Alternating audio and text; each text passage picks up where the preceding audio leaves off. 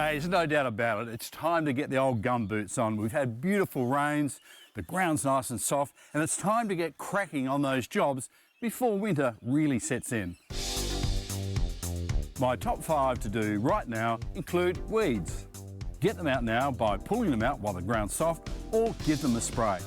Next, lawns. Now, if you didn't get around to fertilising them last month, you've still got time. All you need is some organic-based lawn fertiliser. It's only a 10-minute job, but it'll really set your lawn up for that early spring burst. Now, have a look at my hellebore. It's really been battered during the summer months. If you've got plants like this in your garden, tidy them up, give them a feed, and make way for that new growth to come through.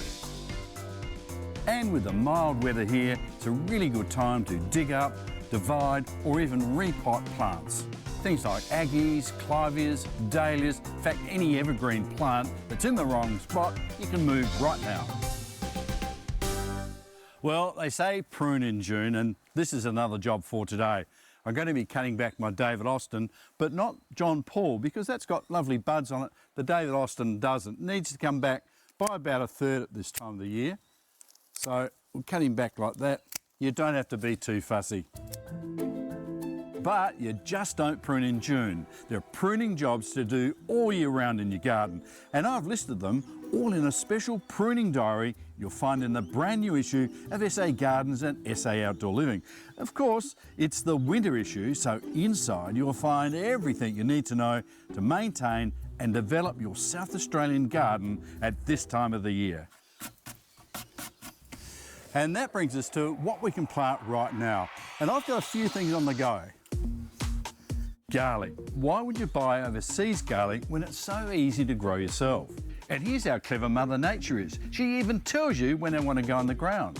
So break it apart, pick out the plump ones, just stick them under the ground, make sure you put them down bottom first, water them in, and within a few weeks, they'll be sprouting.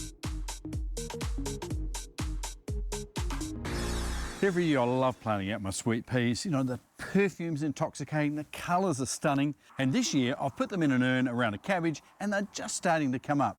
When they get to this size, my tip is to just nip the bud off. And what that does is stimulate the plant to put on more growth, and on that growth, more flowers. Hey, this is my Tahitian lime. I planted it here about 6 years ago, but it really does struggle because of all the big trees, but I do get plenty of fruit from it. And you can too, if you visit your nursery now and choose a wonderful citrus tree to put in your garden. It needs to be in an open, sunny, well-drained spot, and you'll have fruit for those summer cocktails for years to come.